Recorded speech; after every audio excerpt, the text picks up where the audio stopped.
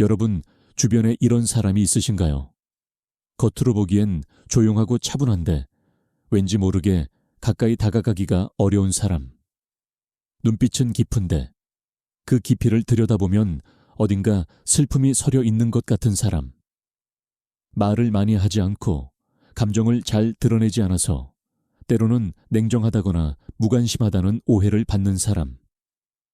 혹시 그런 사람을 만나본 적 있으신가요?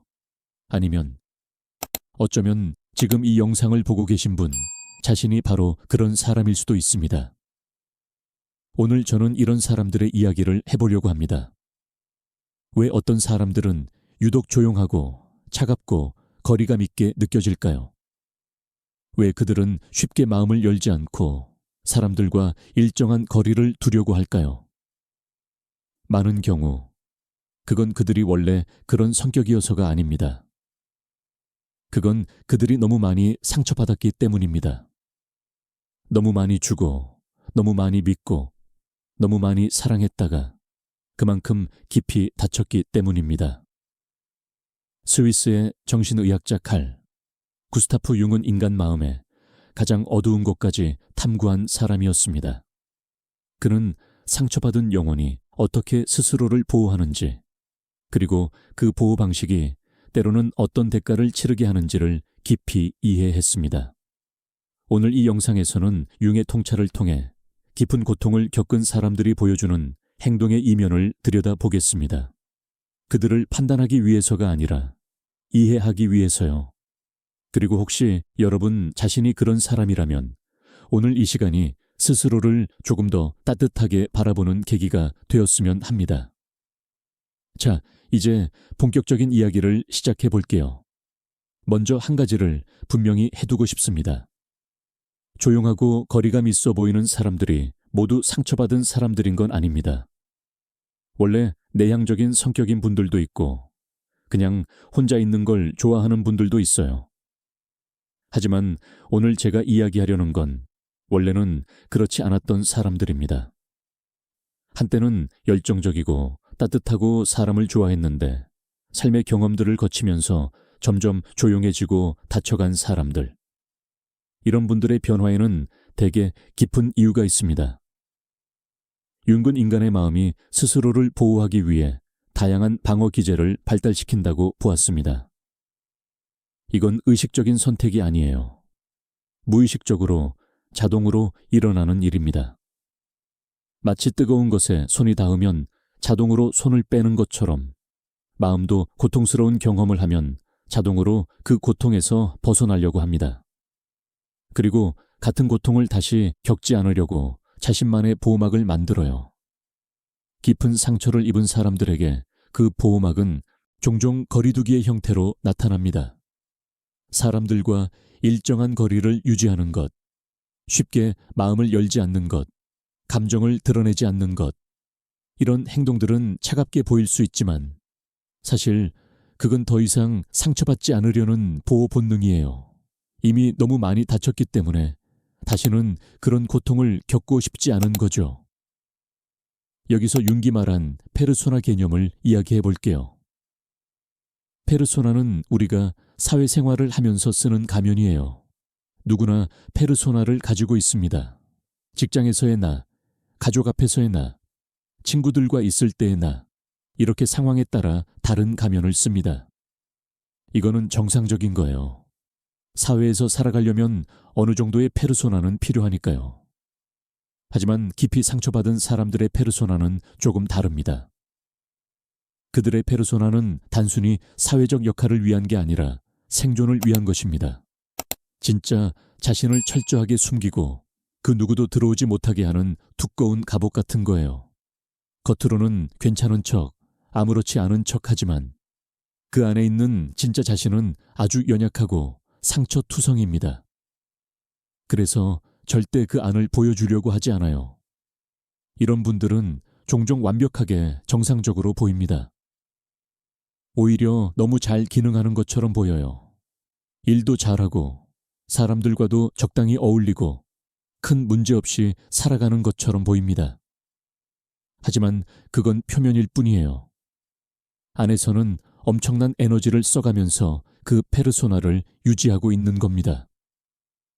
진짜 자신이 드러날까봐, 다시 상처받을까봐 항상 긴장하고 있는 거예요. 이제 좀 더 구체적인 이야기를 해볼게요. 너무 많이 고통받은 사람들에게서 흔히 볼 수 있는 행동들이 있습니다. 첫 번째는 과도한 공감 능력입니다. 이게 좀 의아하게 들릴 수 있어요. 상처받은 사람들이 오히려 공감을 더 잘한다고요. 네, 그렇습니다. 많은 경우 그래요. 왜 그럴까요? 고통을 많이 겪은 사람들은 다른 사람의 고통을 아주 민감하게 감지합니다. 자신이 그 느낌을 너무나 잘 알기 때문이에요. 누군가의 눈빛에서 슬픔을 읽고 목소리 톤에서 불안을 감지하고 미세한 표정 변화에서 상처를 알아챕니다. 이건 어찌 보면 생존 기술이기도 해요. 어린 시절에 불안정한 환경에서 자란 사람들은 어른들의 감정 상태를 빠르게 파악해야 했거든요. 그래야 위험을 피할 수 있었으니까요. 문제는 이 과도한 공감이 그 사람을 지치게 만든다는 겁니다. 다른 사람들의 감정을 너무 많이 흡수해요. 그래서 사람들과 있으면 에너지가 빨리 소진됩니다. 자기 감정과 남의 감정을 분리하는 게 어려워요. 그러다 보니 사람들을 만나는 게 피곤해지고 혼자 있는 시간이 절실해집니다. 이게 겉으로는 사람을 피하는 것처럼, 사교적이지 않은 것처럼 보일 수 있어요. 하지만 실제로는 그 반대입니다. 너무 많이 느끼기 때문에 쉬어야 하는 거예요. 융은 인간의 마음에 집단 무의식이라는 개념을 제시했습니다. 이건 개인의 경험을 넘어서 인류 전체가 공유하는 무의식적 층위예요.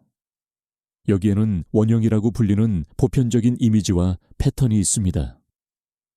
상처받은 치유자라는 원형도 그중 하나예요.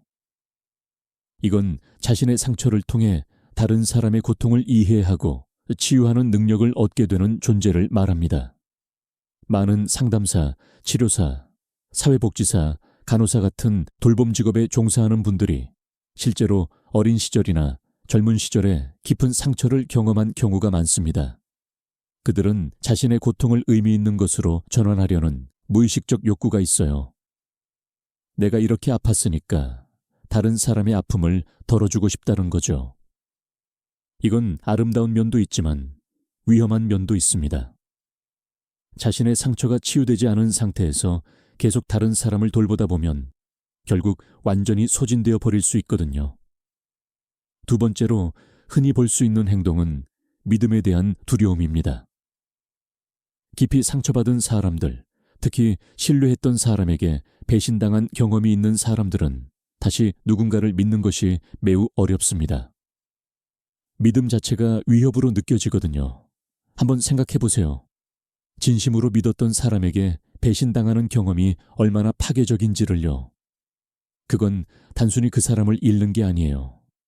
자신의 판단력을 잃는 것이고, 세상에 대한 신뢰를 잃는 것이고, 사람이라는 존재 자체에 대한 믿음을 잃는 겁니다. 이런 경험을 한 번이 아니라 여러 번 하면 마음은 스스로를 보호하기 위해 아예 믿지 않는 쪽을 선택합니다. 차라리 처음부터 기대하지 않으면 실망할 일도 없으니까요. 이런 분들은 누가 다가와도 항상 경계부터 합니다. 상대방의 의도를 의심하고 좋은 말을 해도 뭔가 다른 목적이 있을 거라고 생각해요. 이건 피해망상이 아닙니다. 그건 경험에서 배운 거예요. 실제로 그런 일을 겪었기 때문에 다시는 당하지 않으려고 미리 방어하는 겁니다. 문제는 이렇게 하면 진정한 관계를 맺기가 어렵다는 거예요. 좋은 사람이 다가와도 벽을 세우고 진심을 보여줘도 의심하고 결국 상대방도 지쳐서 떠나게 됩니다. 그러면 상처받은 사람은 역시 사람은 다 떠나라고 확인하게 되죠. 자기 예언이 실현되는 거예요. 이건 정말 안타까운 악순환입니다. 융은 우리가 무의식적으로 자신의 내면 상태를 외부 세계에 투사한다고 했습니다. 내 안에 있는 것이 바깥에 있는 것처럼 보인다는 거예요. 믿음에 상처받은 사람은 세상 모든 사람이 자신을 배신할 것 같이 느낍니다. 하지만 그건 객관적 현실이 아니라 과거의 상처가 현재를 물들이는 거예요. 세 번째 행동은 떠날 준비를 항상 하고 있다는 겁니다. 깊이 상처받은 사람들은 관계 속에서도 항상 한 발을 빼고 있습니다. 완전히 몸을 던지지 않아요. 마치 비상구를 확인해 두고 방에 들어가는 것처럼 언제든 떠날 수 있도록 준비하고 있습니다. 이건 여러 가지 형태로 나타납니다. 경제적으로 독립적인 상태를 유지하려고 하고, 감정적으로 너무 의존하지 않으려고 하고, 상대방 없이도 살 수 있다는 걸 스스로에게 계속 확인시킵니다. 사랑하면서도 동시에 그 사랑이 끝날 것을 대비하고 있어요. 상대방 입장에서는 이게 충분히 사랑받지 못하는 느낌으로 다가올 수 있습니다. 왜 완전히 나한테 마음을 안 줄까? 왜 항상 어딘가 거리가 느껴지지라고 생각할 수 있어요. 하지만 상처받은 사람에게 이건 사랑하지 않아서가 아니라 다시 버림받을까봐 두려워서입니다. 완전히 마음을 줬다가 또 잃으면 그 고통을 감당할 자신이 없는 거예요. 윤군 그림자라는 개념을 통해 우리가 의식적으로 받아들이지 않는 부분들이 무의식에 저장된다고 했습니다. 상처받은 사람들의 그림자에는 버림받을 거라는 두려움, 나는 사랑받을 자격이 없다는 믿음, 모든 관계는 결국 끝난다는 확신 같은 것들이 들어 있습니다. 이런 그림자가 의식되지 않은 채 작동하면 사람은 자기도 모르게 사랑하면서도 떠날 준비를 하는 모순적인 행동을 하게 됩니다. 네 번째는 감정 표현의 억제입니다. 많이 상처받은 사람들은 감정을 잘 드러내지 않습니다. 기쁨도 슬픔도 분노도 되도록 표현하지 않으려고 해요. 그래서 무감각해 보이거나 차가워 보이거나 관심이 없어 보입니다. 왜 그럴까요? 여러 가지 이유가 있어요. 첫째, 감정을 표현했다가 상처받은 경험이 있기 때문입니다. 어릴 때 울었더니 울지 말라고 혼났거나, 화를 냈더니 처벌받았거나, 기뻐했더니 뭐가 그렇게 좋으냐고 무시당했거나, 이런 경험들이 쌓이면 감정을 표현하는 건 위험하다는 걸 배우게 됩니다. 안전하려면 감정을 숨겨야 해요. 둘째, 자신의 감정을 보여주면 약점이 드러난다고 느끼기 때문입니다. 상처받은 사람들은 다시는 약한 모습을 보이고 싶지 않아요. 약했기 때문에 당했다고 생각하거든요. 그래서 항상 강한 척, 괜찮은 척합니다. 감정을 보여주는 건 갑옷에 틈을 내는 것과 같아요. 그 틈으로 또 상처가 들어올 수 있으니까요. 셋째, 너무 많은 감정이 쌓여 있어서 뚜껑을 열면 감당이 안 될 것 같기 때문입니다. 오랫동안 억눌러온 슬픔, 분노, 두려움, 외로움, 이런 것들이 거대한 덩어리로 안에 있어요. 조금만 열어도 다 쏟아져 나올 것 같은 거예요. 그래서 아예 열지 않습니다. 하지만 윤근 억압된 감정은 사라지지 않는다고 했습니다. 그건 무의식 속에서 계속 에너지를 소비하고 결국 다른 형태로 표출됩니다. 몸의 증상으로, 갑작스러운 폭발로, 우울이나 불안으로. 다섯 번째 행동은 스스로에게 가장 가혹하다는 겁니다. 상처받은 사람들 중 많은 분이 자기 자신에게 매우 엄격합니다. 다른 사람의 실수는 이해해 주면서 자기 실수는 절대 용납하지 않아요. 늘 자신을 비판하고 더 잘해야 한다고 채찍질합니다. 이건 어디서 오는 걸까요? 많은 경우 어린 시절에 조건부 사랑을 받았기 때문입니다. 잘하면 사랑받고 못하면 사랑받지 못하는 환경에서 자란 거예요. 그래서 사랑받으려면 완벽해야 한다고 배웠습니다. 실수하면 버림받는다고 믿게 됐어요. 이제 어른이 됐지만 그 목소리는 여전히 머릿속에서 울립니다. 그게 더 이상 부모님 목소리가 아니라 자기 자신의 목소리가 된 거예요. 융은 이걸 내면화된 비판자라고 볼 수 있는데 우리가 어린 시절에 외부에서 들었던 비판적인 목소리가 자기 안에 자리 잡게 되는 현상입니다. 이 내면의 비판자는 끊임없이 너는 부족해. 더 잘해야 해. 그것도 못하냐 라고 속삭입니다. 상처받은 사람들은 이 목소리와 자신을 동일시해요. 그게 객관적 사실이 아니라 어린 시절의 잔재라는 걸 알지 못합니다. 여섯 번째는 도움을 요청하지 않는다는 겁니다. 많이 상처받은 사람들은 힘들어도 도움을 잘 요청하지 않습니다.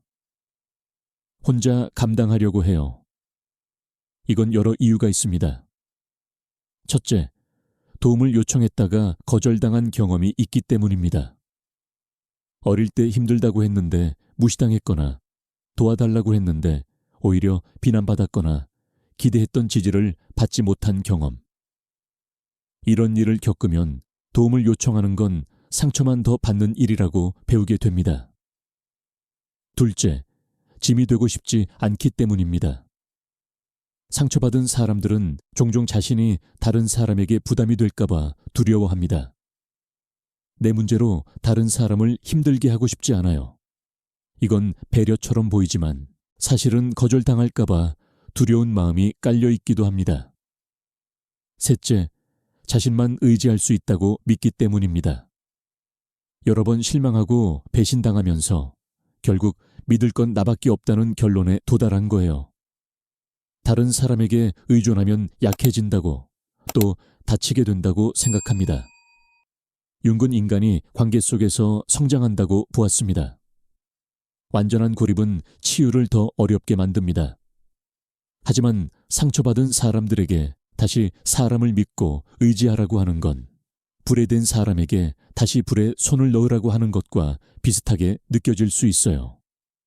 그래서 이들에게 필요한 건 강요가 아니라 안전하다는 경험입니다. 시간이 걸리더라도 이 사람은 나를 다치게 하지 않는다는 걸 조금씩 확인하는 과정이요. 일곱 번째는 갑자기 사라지는 경향입니다. 관계가 깊어지려고 하면 상처받은 사람들은 갑자기 연락을 끊거나 거리를 두기도 합니다. 이건 상대방에게는 매우 혼란스럽고 상처가 되는 행동이에요. 잘 되어가고 있다고 생각했는데 갑자기 사라지니까요. 왜 이럴까요? 친밀해지는 게 무섭기 때문입니다. 가까워지면 상처받을 수 있다는 걸 알아요. 그래서 진짜 가까워지기 전에 미리 떠나버리는 겁니다. 상대방에게 버림받기 전에 내가 먼저 떠나면 덜 아플 거라고 생각하는 거죠. 이건 의식적인 계산이 아니에요. 무의식적으로 일어나는 보호 반응입니다. 또 다른 이유는 자신이 사랑받을 자격이 없다고 믿기 때문입니다. 누군가 가까이 다가와서 진심을 보여주면 불편해집니다.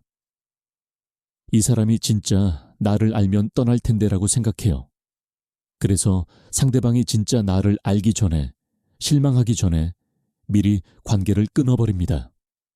이런 행동은 자기 예언의 실현으로 이어집니다. 스스로 관계를 망침으로써 역시 나는 사랑받을 수 없어 라는 믿음을 확인하게 되는 거죠. 자, 지금까지 상처받은 사람들이 보여주는 행동들을 살펴봤습니다. 이제 중요한 질문을 해볼게요. 그럼 어떻게 하면 될까요? 만약 여러분 자신이 이런 상처를 가지고 있다면, 혹은 주변에 이런 분이 있다면 어떻게 해야 할까요? 먼저 자신이 상처받은 사람이라면요. 융은 치유의 첫걸음은 인식이라고 했습니다. 자신의 패턴을 알아차리는 것. 아, 내가 사람들과 거리를 두는 건 원래 그런 성격이어서가 아니라 다시 상처받을까봐 두렵기 때문이구나. 이렇게 자신의 행동 뒤에 있는 동기를 이해하는 것. 그게 시작입니다. 자신을 비난하지 마세요. 여러분이 이렇게 된 건 여러분 잘못이 아닙니다. 그건 생존 전략이었어요. 그때는 그렇게 해야 했습니다. 그 방식이 여러분을 살아남게 해줬어요. 하지만 이제는 다른 방식을 배울 수 있습니다. 예전의 보호막이 이제는 오히려 여러분을 가두고 있다면 조금씩 그 벽을 낮춰볼 수 있어요. 융은 그림자 작업이라는 개념을 중요하게 여겼습니다. 이건 우리가 억압하고 숨겨둔 부분들을 의식으로 가져와서 통합하는 작업이에요. 상처받은 경험, 그로 인한 두려움, 분노, 슬픔, 이런 것들을 숨기지 않고 마주하는 거예요. 이 과정은 혼자 하기 어려울 수 있습니다. 신뢰할 수 있는 치료사나 상담사의 도움을 받는 것도 좋은 방법이에요. 중요한 건 천천히 가는 겁니다. 오랫동안 쌓인 상처는 하루아침에 치유되지 않습니다. 조급해하지 마세요. 어제보다 오늘 조금 더 자신에게 친절했다면 그걸로 충분합니다. 어제보다 오늘 조금 더 감정을 인정했다면 그것도 큰 진전이에요. 그리고 모든 사람을 믿을 필요는 없습니다.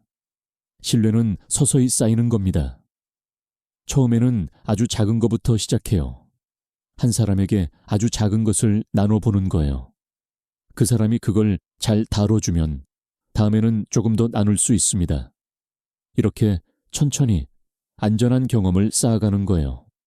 자, 이번에는 주변에 이런 분이 있다면 어떻게 해야 하는지 이야기해 볼게요.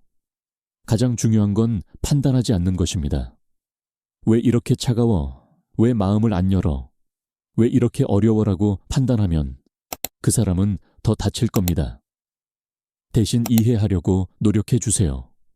이 사람이 이렇게 행동하는 데는 이유가 있을 거야라고 생각해 주세요. 기다려 주세요.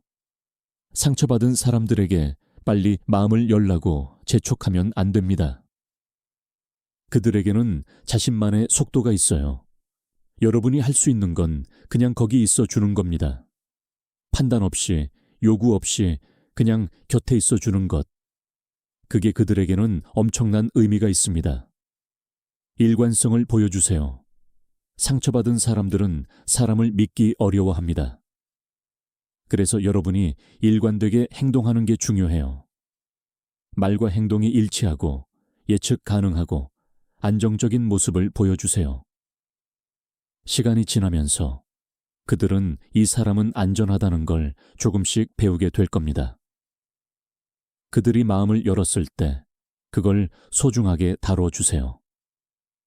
상처받은 사람이 자신의 이야기를 나눈다면 그건 엄청난 용기를 낸 거예요. 그 순간 그들은 매우 취약합니다. 그 이야기를 가볍게 여기거나 비밀을 지키지 않거나 나중에 그걸 무기로 사용하면 다시는 마음을 열지 않을 겁니다. 그리고 한 가지 더. 여러분이 그들을 구원해 줄 수는 없습니다. 치유는 그들 스스로 해야 하는 일이에요. 여러분이 할 수 있는 건 안전한 공간을 제공하고 그들이 준비됐을 때 함께 있어 주는 것뿐입니다. 그들을 고치려고 하거나 변화시키려고 하면 오히려 역효과가 납니다. 그냥 있는 그대로를 받아들여 주세요. 윤근 치유란 완벽해지는 게 아니라 온전해지는 것이라고 했습니다. 상처도 포함해서 어두운 면도 포함해서 모든 것을 통합하는 게 온전함이에요. 상처받은 사람들은 자신의 상처를 부끄러워하거나 숨기려고 합니다. 하지만 그 상처는 그들의 일부예요. 그걸 인정하고 품었을 때 비로소 진정한 치유가 시작됩니다. 그리고 역설적이지만 상처받은 경험이 있기에 더 깊은 공감과 이해를 할 수 있게 되기도 합니다. 윤기 말한 상처받은 치유자처럼 자신의 고통을 통해 다른 사람의 고통을 보듬을 수 있게 되는 거예요. 물론 이건 자신의 상처를 어느 정도 다룬 후에야 가능한 일입니다. 자기 상처가 치유되지 않은 상태에서 남을 돌보려다 보면 지쳐버리니까요. 마지막으로 이 말씀을 드리고 싶습니다. 만약 지금 여러분이 많이 상처받은 상태라면, 그래서 세상이 두렵고 사람이 무섭고 혼자인 것 같다면 알아주세요. 여러분의 그 거리두기가, 그 차가움이, 그 조용함이 여러분이 나쁜 사람이어서가 아니라는 걸요. 그건 여러분이 살아남기 위해 만든 보호막입니다. 그리고 그 보호막은 그 역할을 훌륭히 해냈어요. 여러분을 지금까지 살아남게 해줬으니까요. 하지만 이제 그 보호막이 조금 답답하게 느껴진다면, 이제는 다르게 살고 싶다면 아주 천천히, 아주 조심스럽게 그 벽에 작은 창문을 내볼 수도 있습니다. 모든 사람에게 열어야 하는 건 아니에요. 한 사람, 안전하다고 느껴지는 한 사람에게만 작은 창문을 내보는 거예요. 그리고 그 경험이 괜찮다면 조금씩 더 열어볼 수 있습니다. 진정한 치유는 조용히, 섬세하게 다가옵니다. 어느 날 갑자기 모든 게 나아지는 게 아니라 작은 변화들이 쌓이면서 어느 순간 돌아보면 많이 달라져 있는 거예요. 그 여정에 함께 해줄 사람이 있다면 좋겠지만 없더라도 괜찮습니다. 가장 먼저 여러분 자신이 여러분 편이 되어주세요. 그동안 너무 많이 상처받으면서도 여기까지 버텨온 자신에게 잘했다고, 수고했다고, 이제는 좀 쉬어도 된다고 말해주세요. 여러분은 사랑받을 자격이 있습니다. 상처가 있어도, 두려움이 있어도 완벽하지 않아도요. 있는 그대로의 여러분이 충분합니다. 지금까지 들어주셔서 감사합니다.